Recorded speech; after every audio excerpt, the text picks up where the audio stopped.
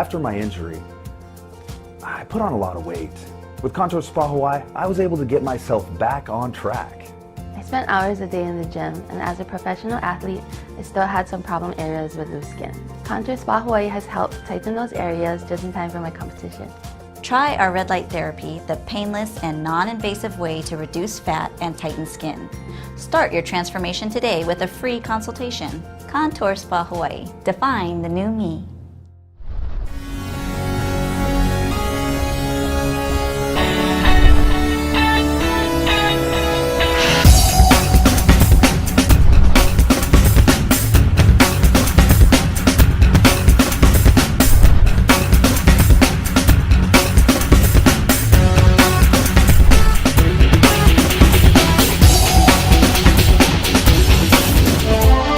Today's guest is Dave Newman of Pint Jigger.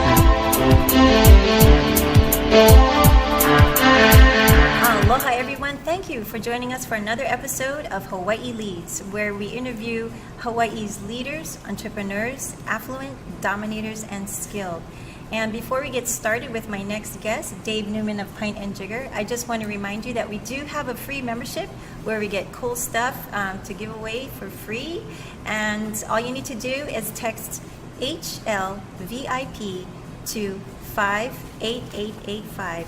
That's HLVIP 58885. You'll be giving your name and your email, and we won't be selling your information to a third party, so don't worry about that. But you can have the latest and greatest of what's going on with our guests, and also win cool prizes. And Pint Jigger is giving away We're going to give away a gift certificate. You can come join us for brunch or dinner and enjoy some drinks and appetizers or one of our famous burgers.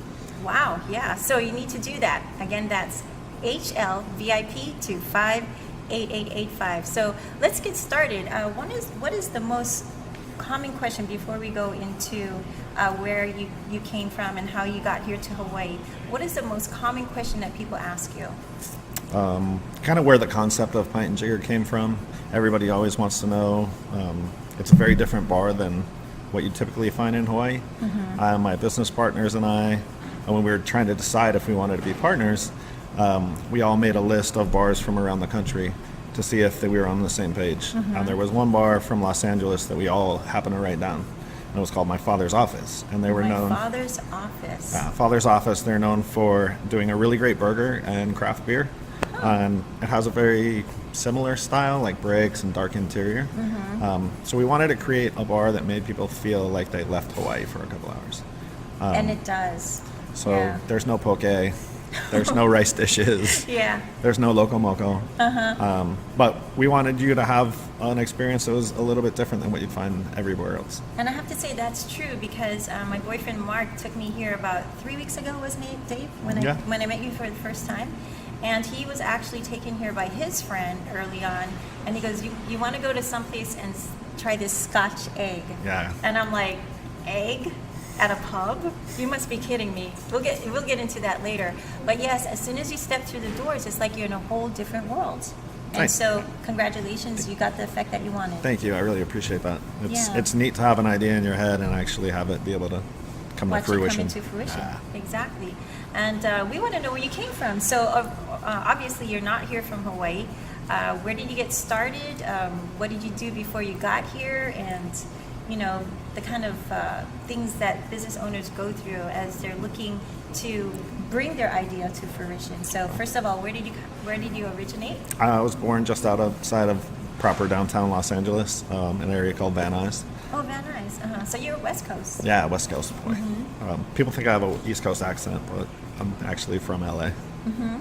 And I grew up out there, ended up going to college in Santa Barbara, mm-hmm. Bounced around a lot, lived in Spain, Honduras, Colorado, San Francisco. What brought you to places like Spain and Honduras? I went to college in Santa Barbara, and everybody told me that was going to be the best time of my life. I was like, refused to believe that. So I was like, what would be better than going to college in Santa Barbara? I'm going to move to Spain. You moved to Spain? So I moved to Spain, studied language, and lived there for a little more than a year. Wow. It was amazing. And what did you do while you were out in Spain? I worked in a little bar. So that's how you got started? That's how I started before that. Oh. I started when I was a little bit underage. I was working for a catering company and the bartender had actually had a car accident on the way to an event. Oh no. And he was all right, but he couldn't make it to the event. So they asked me, or they asked everybody, does anybody know how to bartend? And I just lied. I was like, me. You mean you didn't know how I to do had it? no idea. You just volunteered? The first drink was a Cuba Libre. And I'm That's like, rum and coke. yeah, see, you know that, but I didn't Cuba know Libre. that. I went to Peru and they served Cuba Libre. I was 19 years old. I didn't know what a Cuba Libre was. So how did you? So the guy's like, finally he's like, oh, it's a rum and coke with a lime. And I was like, why didn't you just order a rum and coke with a lime? Because drinks have names. Yes, apparently. So did he show you how to do it, or you just made it up yourself? I fumbled through the shift, and the owner of the catering company was like, you don't know how to bartend. I was like, no. Oh my goodness! But that didn't discourage But that you. sparked the interest for me. I really enjoyed that time, even though I didn't know what I was doing, and then I just wanted to learn. Wow! And today they call it mixologist. Sometimes, yeah. But what's the difference between a mixologist and a bartender, or is that the same thing? It's really the same thing. Bartenders don't usually call themselves mixologists. It's more of a term that the industry has come up with, and the way I take it to mean is just somebody who's going to put a little bit of extra time and care into learning and presenting cocktails. And it's kind of like a trendy terminology. Yeah, it's very trendy. I mean, you'll see it on any advertisement for a bartender or a bar event. It'll be like, famous Looking for a mixologist. Yeah. So, but typically, I don't know of many bartenders who refer to themselves as mixologists. Okay, so you went to Spain and then you went to Honduras. And now, what did you do there? I got this crazy idea that I wanted to become a scuba instructor. So I moved to Honduras, and I became a scuba instructor. Oh, you did? Yeah. And how long did that last? That was about a year as well. So it was about 6 months of training, and then I stayed down there for about a year after that, and then made my way back to California. But this tourist industry in Honduras, they do a lot of scuba diving. Is that why? It's one of those kind of backpacker destinations. The second cheapest place in the world to learn how to scuba dive. Is Honduras. And it's just a big party place. It's, I live on an island called Utila, and it's a lot of English-speaking people, which is kind of a shame, but because I was hoping to go down there and continue learning. Spanish. Yeah. Right. But and the dialect there, because every country has a different dialect in Spanish. Yeah. But lobster dinner was $3. Oh. Everybody Yeah. go to Honduras. Yeah. Increase their tourism. No, stay here and Stay here. Yeah. Get lobster here for $3. So how old were you at that point in Honduras? I was 26, 27. And then you made your way back to the West Coast? Back to the West Coast, and then really got into the bartending scene, and then bounced around the United States bartending a little bit. So I don't tell anybody, but I used to work for the Cheesecake Factory. Oh, he's a chain guy. So they used to send me around the country to train bartenders at new store openings. So they'd send me to Boulder when the new store opened. I'd spend 8 weeks there, train the bartenders, and then move on to Mission Viejo, and then move on to Dallas. And it was a lot of fun. But in order to do that, I know my younger sister went to school for that. Did you do that and get certified? Is there a certification as a bartender? I didn't go to school. I wanted to become a bartender, and I would ask some people, and they're like, well, they just teach you to pour with colored water. So you're not actually learning the proper way to make a drink. So I was working at an Italian restaurant. It was a smaller chain that actually started up in wine country in Yountville, but I was working in Los Angeles. And I just begged the bartender every day. I was like, teach me how to bartend, teach me. And he's like, you're so annoying, I don't even like you. Annoying. And then after 2 months of me asking, he's like, if you shut up and leave me alone, I'll teach you 1 drink a day. Wow. So he taught me 1 drink a day, and I was incredibly fortunate because he had been bartending for 37 years. Wow, so you were actually learning from a master. Yeah, so I was learning. I had a great mentor. Fortunately, he's no longer with us. So I cheers to him every year on his birthday. He set me up in an amazing career that's provided me with a lot of really amazing experiences. But the one thing that was really cool that he taught me was he taught me the standard recipe for a drink. So he's like, this is how you make a margarita. This much tequila, this much triple sec. And then he's like, make it that way, but then every time you make it with just like 1/8 of an ounce or 1/4 of an ounce different in one of the ingredients, and then put a straw in it and taste it. Oh, with a straw. And then when you come up with the recipe that you like the best, always make it that way. So that way, when you serve your guest, you're presenting the best cocktail that And you can possibly make. You know exactly what they're going to experience as far as the taste and It everything. did 2 things. It developed my palate really, really well and gave me a big library of cocktails. So when you went to the West Coast, what brought you to Hawaii? So when I was really little, I got sponsored bodyboarding.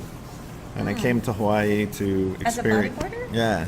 Wow. So you actually came to Hawaii early on, and you wanted to return, I fell in obviously. love with it. The culture is so amazing. The people are amazing. The weather's decent. And the waves are pretty good.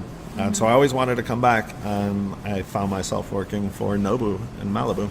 Oh, in that mountain. Yeah, I was living in Venice Beach, and I would drive into Nobu and work As a bartender. as a bartender. And they said they were going to open a location in Waikiki. Right, and they just moved. They In just- fact, they moved from that little boutique hotel. Moved from the Park because Hotel. They're redoing, Yeah, redoing the it right Park now. Hotel's redoing it. And now they're located in the Howard Hughes area. It's beautiful. Yeah. The restaurant's really beautiful in Kakako. My daughter's favorite place. She's got expensive Expensive taste. So how long did you stay at Nobu's? So I worked there for about 2.5 years in Malibu, and I worked 5 years here.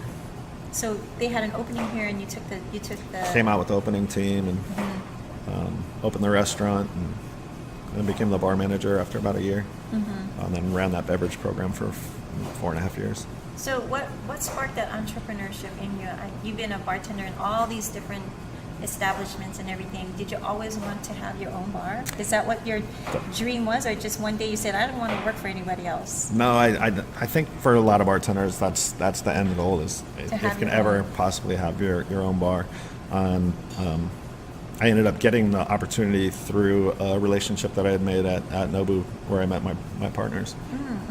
I was actually trying to decide if I was going to buy a condo or open a bar. I had saved up a bunch of money, and I was like, interest rates are really low. Yeah. I'm going to buy a condo. And my friend had trouble getting her mortgage done, and then she found an old friend of hers, and he's like, he got it done like that. And I was asked, who did that? And she's like, oh, Darren Aguino. Does he sell real estate? He's like, absolutely he does. Put me in contact. About 3 times going out looking for a condo, he's like, I looked you up on the internet. You're a pretty well-known bar guy around town. I see that you're the president of the Bartenders Guild, and I'm going to open a bar. The real estate Yeah. guy? And I'm like, everybody tells me they're going to open a bar, so I don't pay it much mind. So Yeah. I said, oh, that's great. If you need some help, I'll do any consulting for you for free, because you're going to help me find a house. Cool. So Darren convinces me to not buy a condo, to stretch my budget incredibly, and to buy a single-family home in Palolo. So a real estate guy discourages you from buying a condo from him.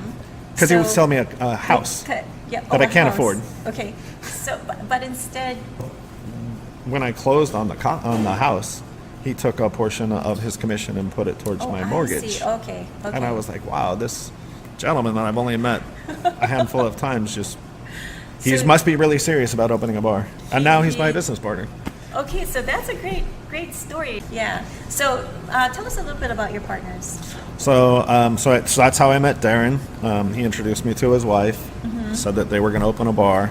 And then he said, I have this high school friend that we always talked about opening a restaurant together. Her name's Grace Simon. So I met her and her husband, Hideo. And it became this magic little grouping. Darren was really good on the real estate side, so he did all the demographics work on the neighborhood. Hideo and Grace flipped a lot of properties. So That's a great team you have right there. and so we did all the build out, most of the build out on Pint Jigger ourselves. Hideo did the lion's share of the work, and then I brought the bar skills to the table. Right. And then actually Grace, when we first opened, was our opening general manager. She had a lot of restaurant experience. So she had the business side of it down. You had the bartender side of it. They had the location. So that was pretty cool. Yeah, it was pretty fortuitous. It probably, looking back on it, or even at the time, wasn't the most sound business decision. Like, let me buy a house I can't afford, and then go into a business with like a 97% failure rate. It's I crazy. think I interviewed Hide of Shokudo, and he said that sometimes 6 months and they're gone. It's crazy to open a restaurant or anything and not last 6 months. I don't know if that's poor planning of not having enough working capital, or unforeseen events. But then you had a great team. You had I all did. that in place, so that's really good. Absolutely. And people ask me all the time, like, if you could do one thing as far as giving advice for starting a business or a restaurant or bar, find amazing partners that you can trust. And that relationship was already established with Darren within meeting him very few times. That's great. That's great. And just his reputation in the community, his company, Smart Money, has an amazing reputation for real estate and mortgages. So to link up with him, and then he vouched for Grace and Hideo, who turned out to be amazing partners. So again, your advice would to be get together with people that you get along with, obviously, Yeah. because this is not an easy thing to do. You're going to be tight from who knows how long, right? So Yeah. you got to get along, and you have to have the knowledge of, I guess, 3 different things: the restaurant business side of it, location, So true. and of course staffing, and all that stuff that. Oh yeah, and the talent of if you're going to order, have a pub, of course you got to have a good bartender. And a good chef. And a good chef, which, let's mention him because I don't want to butcher his last name. His name is Corey Kasparovich. Kasparovich? And he's a wizard back there. We're blessed to have him, and creates a lot of amazing food specials. I mean, you mentioned the Scotch Egg, and Yes, the Scotch Egg. My boyfriend Mark, he took me here for the first time. For an and, egg. For an egg. For an and I'm egg. like, okay, this is nighttime. This is dinner. Why are you going to feed me eggs?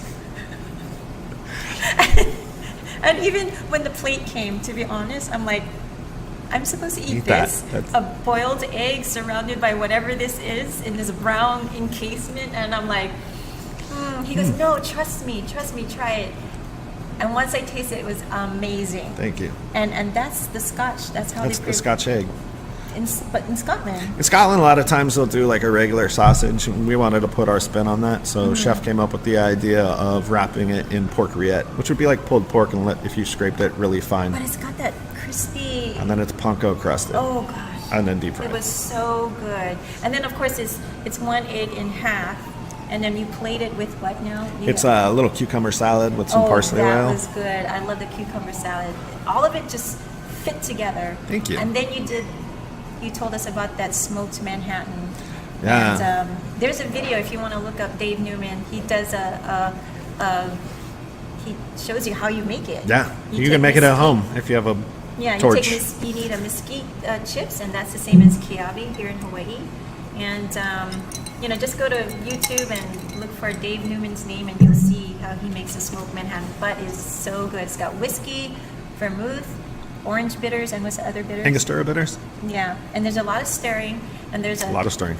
a torch, and there's chips, and there's capturing the smoke, putting in a big block of ice, and just, I don't know, but it's good. Thank you. I like a Thank good you. cocktail. It tastes like you're sitting next to a campfire. It does. But then you can feel it going, you feel so relaxed, and then you enjoy all the food here that goes with Thank it. you. Yeah. And thank you for coming to our table Oh, and introducing yourself, absolutely. and then It's a having pleasure. us try some things. And your staff here, they're all very friendly, which is really, really important Yeah. to make it here. It's a relationship. So Yeah. it's definitely something that we take a lot of pride in. We focus on. It's just showing great hospitality, and we're so blessed to be able to open a restaurant in Hawaii.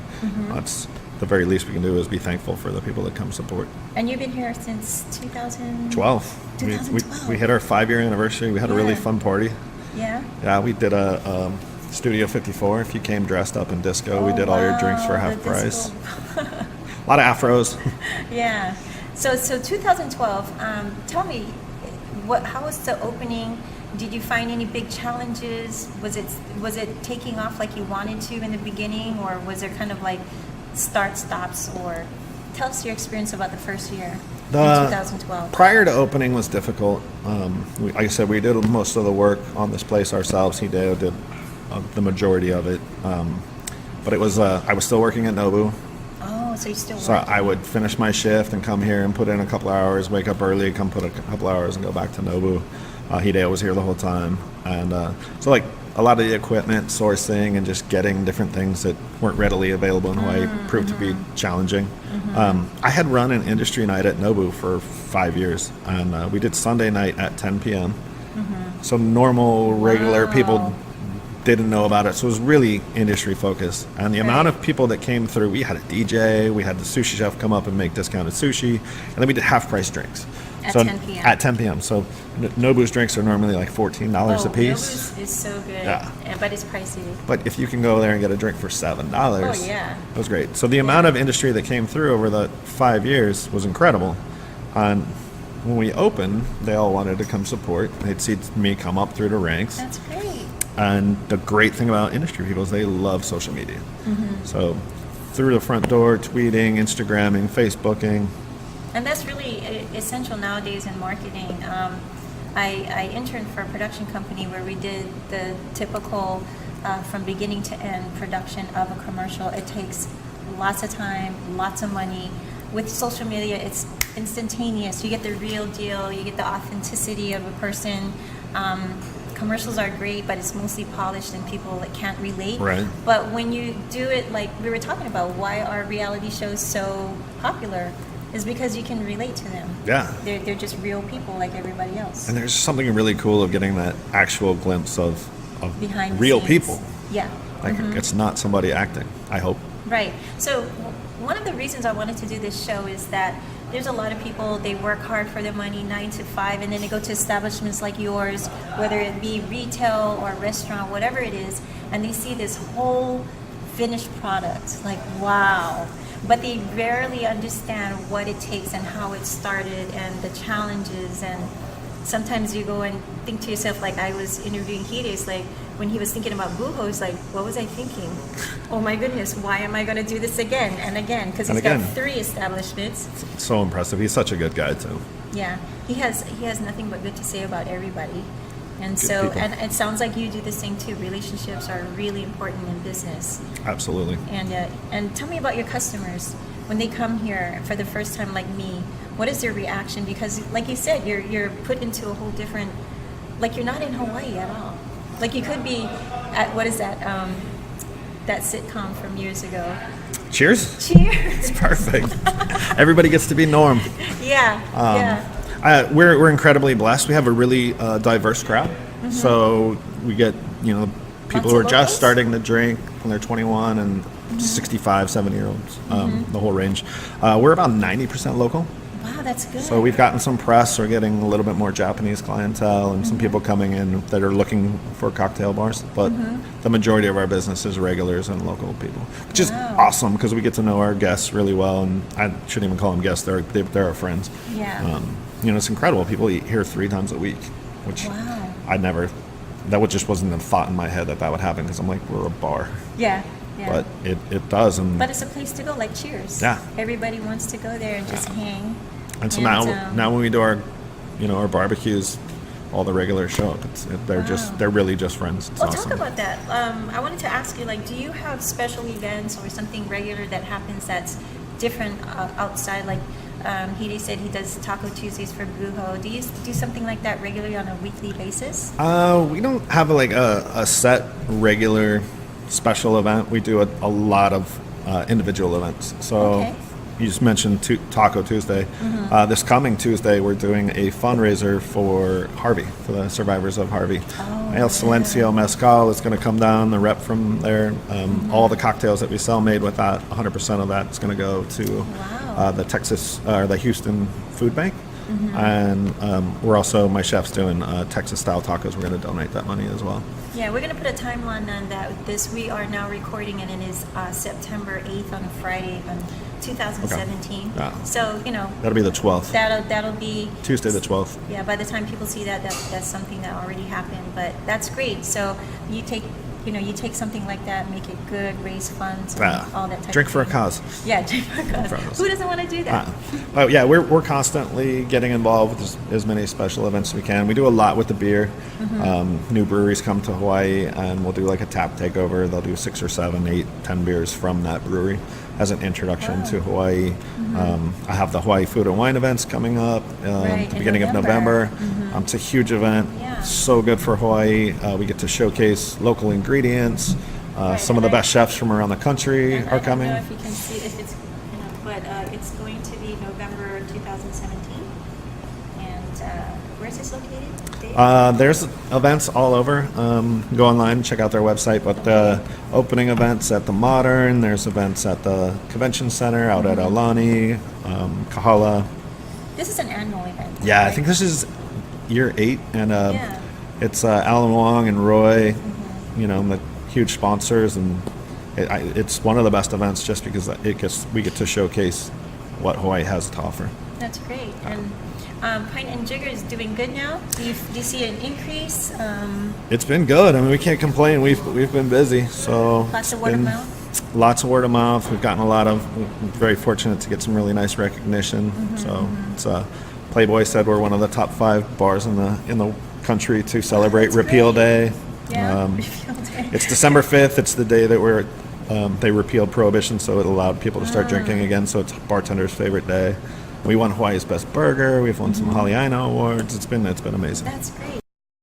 And going on Prohibition, you have a new venue that you're going to do. We did a little bit of Facebook Live, took a tour back there, but you're not quite ready to open yet. But tell us a little bit about this new venue that's right off of Pint Jigger.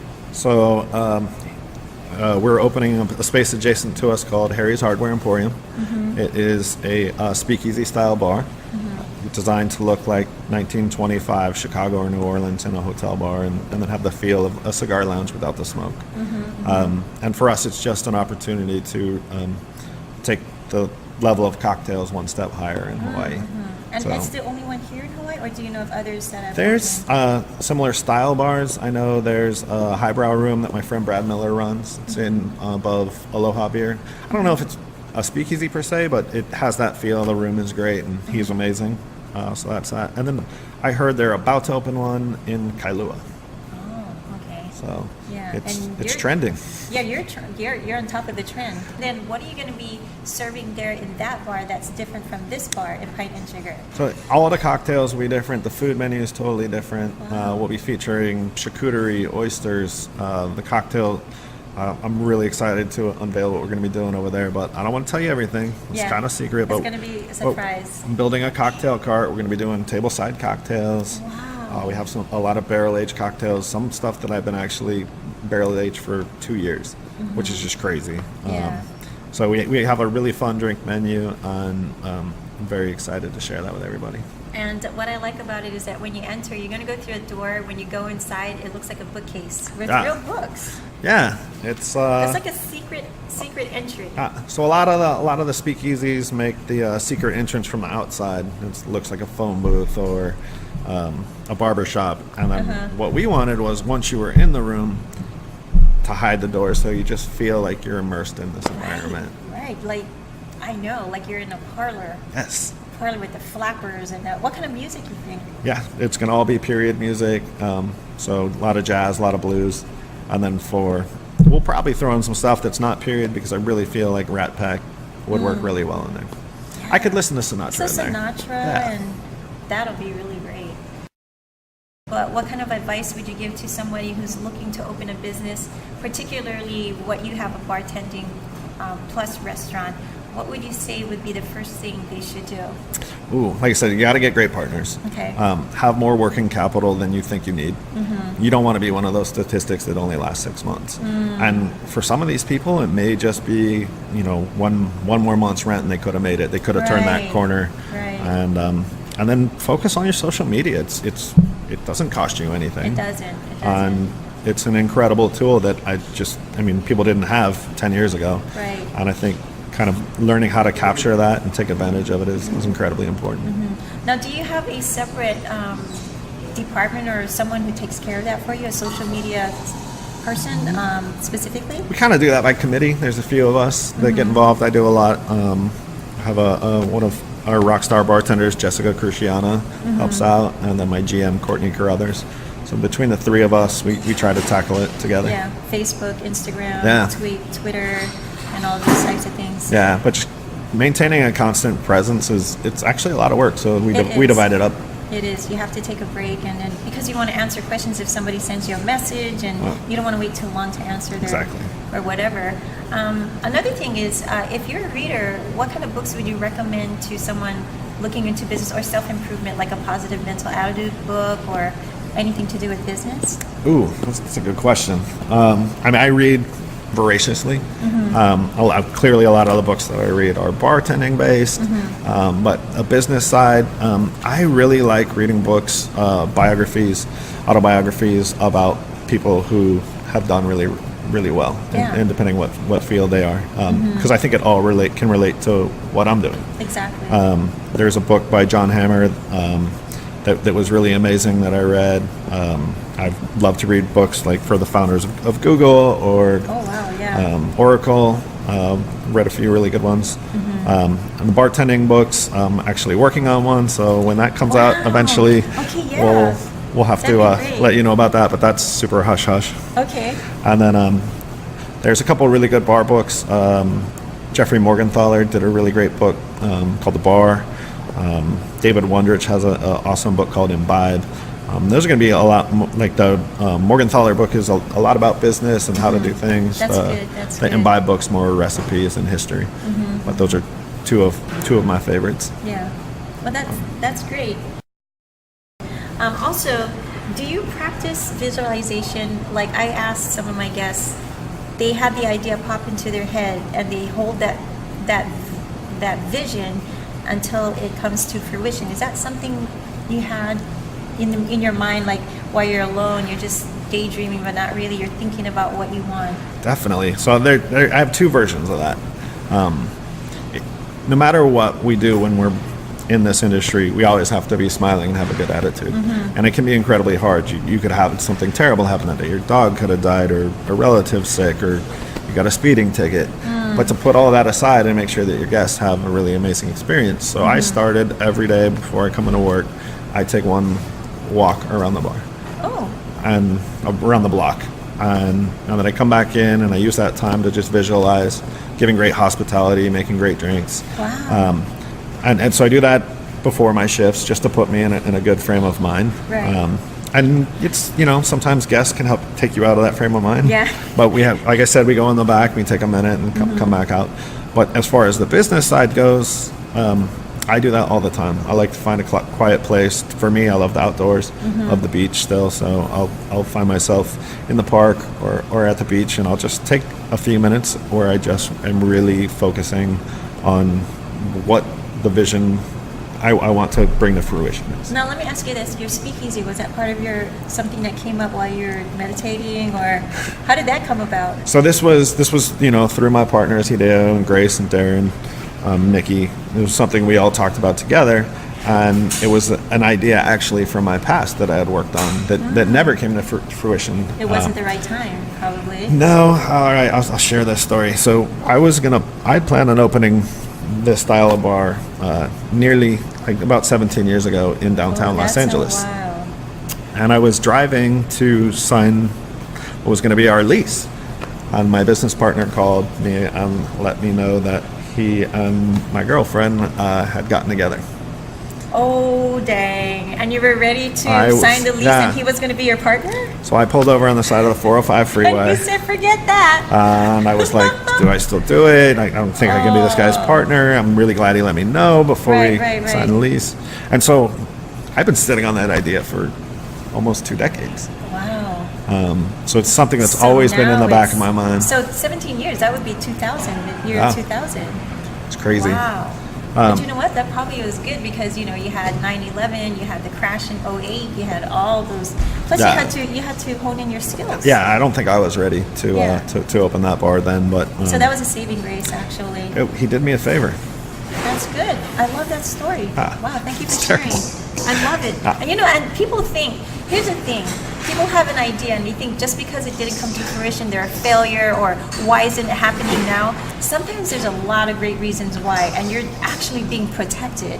Absolutely. From making something that could possibly be a nightmare or a big, huge learning lesson that you don't want to have. Because we already got those. We got lots of learning lessons. Lots of lessons. But those kind of major ones, better not to make them. Yeah. Yeah. So the name Harry's. My great-great-great-grandpa owned a liquor store in Erie, Pennsylvania. It was Harry Newman. Harry Newman. So Harry's, and then we had to come up with a facade for the outside. Right. So Harry's Hardware Emporium. With the little cans of paint. And Cans of paint. And where you hang your tools. Yeah. And If you actually look from the outside, we built a whole facade of a fake hardware store. oh, cool. I can't wait till the opening. That's going to be exciting. If you could do it all over again, what do you think you'd be doing differently before Pint Jigger? Like when you started it? I mean, I wouldn't change anything major. I would have pushed a little bit harder in lease negotiations to get a longer lease and better extension. But we had no idea that it was going to be a successful business, and so it was. We were as surprised as anybody how busy it was. So it would be really nice to at this point have that extra 5-year option. So a lease negotiation. Yeah, I think I looked at it as a learning experience. Yeah. Like I said, I was either going to buy a place or open a bar. I ended up buying a place and opening a bar. The amount of money that I put up front was what I think I would have spent like going back and getting my master's in business. But I just looked at that as a education. Yeah. So I've learned a lot, and that would be one thing that I would definitely have put a little bit more focus on. And I think that'd be a great tip for others. And at the same time, you don't have a crystal ball. No. You don't know. You don't want to sign into a long lease and then something happens and you got to break the lease. Especially for first businesses, everybody's going to need a personal guarantee on your lease. So now I'm signing my new home up as my personal guarantee if the business doesn't work. Right. But it was a good lesson on moving forward. I have a lot of different projects that I'm getting involved with. So That's great. I'm taking those lessons and applying them. Yeah, like everything else. If you have an idea or a concept and you're passionate about it, keep at it. Keep thinking about it. When you have spare time, work on it. If you do a little bit of work every day, it's going to happen. And surround yourself with good people. Network. Meet more people. Be nice to everybody, and eventually, you can open your own business and be successful. But it's a lot of hard work. Yeah. And just keep working hard. If it's your passion, it's like good hard work. It is. If it's your passion. It is. It's so easy to overwork for yourself. Yeah. Touch on about the Bartenders Association. What is your role in that? What is it there for? I was the president of the United States Bartenders Guild Hawaii chapter for seven years. We have about 140 members. Here in Hawaii? Yeah, it's crazy. It's amazing. It's something I talk to people about all the time now is I don't think people understand how good the community is here. Like, there's some world-class bartenders and establishments here. Justin Park at Bar Leather Aprons, a beast. He's out winning, international competitions. Chandra Lucarello, she works for Southern Wine and Spirits. If you've drank around town, you've drank some of her drinks because she creates menus for so many different places. Kyle Rutner works out at Kohana Rum, and now we have this amazing local agricole rum out in Kunia. And it's just, I got to talk about it for 1 second. Yeah, so they found the 33 varietals of sugarcane that were endemic to Hawaii before Dole came in and figured out which cane produced the most sugar. For commercial use. And so they've been able to get stocks of these and grow the 33 varietals. Exactly. They're heirloom stocks, and they're making single runs of each one. Wow. So when you drink that, you get to taste some of Hawaii history. You get to taste the way cane should taste in a rum. It's not made from molasses. It's directly from the sugar pressed from there. That's amazing. So they're absolutely amazing. Kyle sometimes used to work here, works occasionally on a guest shift, but he's out there. Maddie Kua from Pig and the Lady, which I love. The restaurant's amazing. A great bartender. There's so many world-class bartenders out here. It's really incredible. That Nobu team, they still have really great bartenders. Alicia Yamachika just moved over to Azure, representing the females out here, just crushing it. And there was just a recent newspaper article, because I saw your Facebook and you were part of it. What was that all about, that newspaper article? It was featuring bartenders that, like you were talking about? Oh, yeah. It was just like showcasing the local talent. And like I said, it's a really good time to be drinking in Hawaii. There's all these bartenders that you can go and have this amazing experience. I think for a long time we thought, the bars, drinks, bars. It's not as good as the ones that we hear about in New York or London or San Francisco, and they actually are, if not better. I mean, Hawaii is really, really blessed. That's good to know. Just got to know to drink responsibly. Drink responsibly. Take an Uber. don't. Oh, I'm going to ask you, how do you guys handle that when you see somebody who's like super, inebriated and they have a car? Ooh. What do you I mean, do? we try to never let it get to that point. I mean, that's Yeah. definitely part of the responsibility Okay, that's of the good. bar and the bartender. It happens. You know, Yeah. people overconsume.